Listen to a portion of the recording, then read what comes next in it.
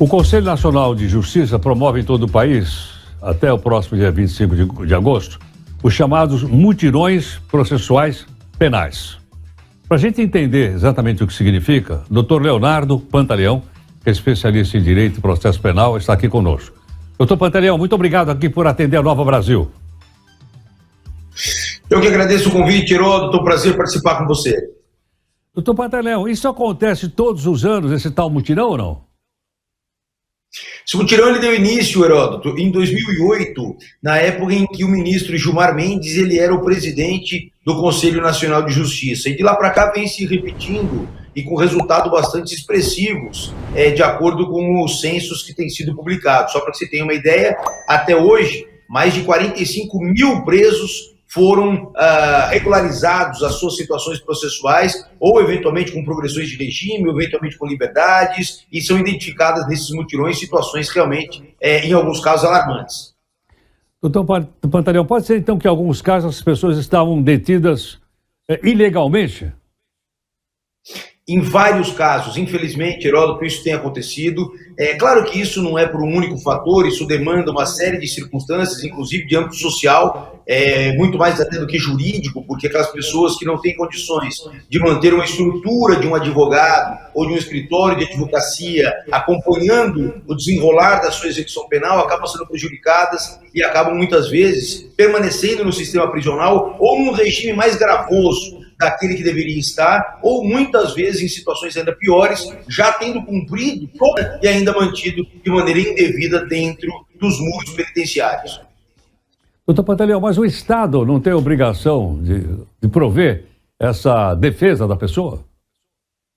Tem, Heródoto, tem sim. Isso é um trabalho feito pela Procuradoria de Assistência Judiciária, né? Os defensores públicos assumem essa função e fazem um trabalho muito bom. O problema, Heródoto, é a quantidade de presos. Hoje o Brasil tem aproximadamente 840 mil presos. Então isso demanda, claro, uma força de trabalho muito intensa e que a Defensoria Pública não consegue dar vazão num tempo adequado para isso, embora tenham aí grandes profissionais que se esforçam bastante para isso. Mas é sem dúvida um dever do Estado, entre tantos outros, né, que o Estado acaba não cumprindo. Isso decorre também, é bom deixar claro, muito daquela sanha punitivista e até mesmo primitiva de parte do Poder Judiciário, que também acaba contribuindo bastante para essa superlotação.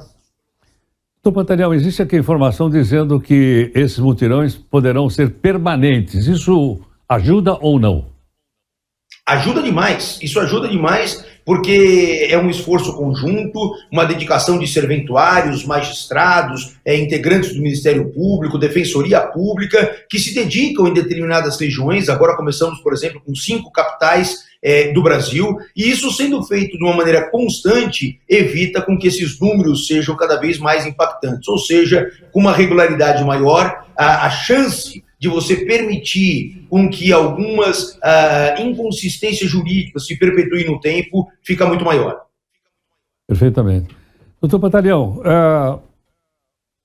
as pessoas às vezes fazem críticas dizendo que a pessoa fosse condenada a um período, deveria ficar necessariamente na prisão. Recentemente, você deve ter visto, uma mulher que participou de uma seita semi-demoníaca, há mais de 60 anos lá na Flórida, foi solta só depois de 56 anos lá no Estado. Ela foi condenada à prisão perpétua, 56 anos, cumpriu a pena.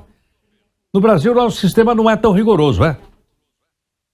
Na verdade, no Brasil, o nosso sistema parte de umas premissas um pouco diferentes de outras legislações do mundo. Nós temos uma preocupação na reinserção gradativa daquela pessoa que é condenada. Então, a lei de execução penal, ela possibilita eventualmente saídas temporárias, ela possibilita o incentivo àquele reeducando que tem um bom comportamento no sistema prisional ou que demonstre eventualmente uma certa aptidão ao retorno a essa convivência social através de trabalhos desenvolvidos dentro da unidade prisional e uma série de outros requisitos, tanto subjetivos quanto objetivos, e que fazem com que ele possa diminuir o tempo de prisão ao qual foi condenado, nesse sistema de progressão. É dessa maneira que o nosso legislador fixou o regime do cumprimento das penas privativas de liberdade aqui no Brasil.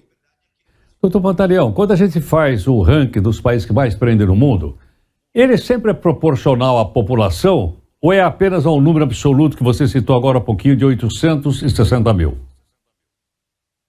Olha, Heródoto, é evidente que quanto maior a população, maior a chance da criminalidade se estabelecer num número mais significativo. Porém, não só esse fator deve ser considerado. O fator social, o fator do atendimento público, das obrigações do Estado. Muitas vezes o Estado, ele edita determinadas normas, mas ele esquece que ele próprio é destinatário de muito dessas normas. Quando você percebe, por exemplo, que o próprio Supremo Tribunal Federal define que o sistema prisional brasileiro reflete um estado de coisas inconstitucional, então você verifica que a partir daí algo realmente precisa ser feito em relação às obrigações do poder público no que tange a esse jurisdicionado. Mas é evidente, retomando aqui o aspecto social, o aspecto econômico, que quanto maior a população e maior a diferença existente, a maior dificuldade existente das pessoas se manterem em padrões mínimos de dignidade, isso sem dúvida é um campo fértil para o aumento da criminalidade.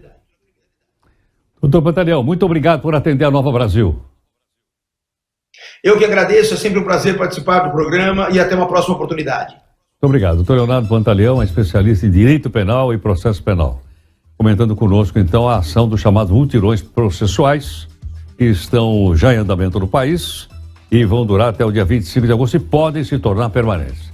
8h52,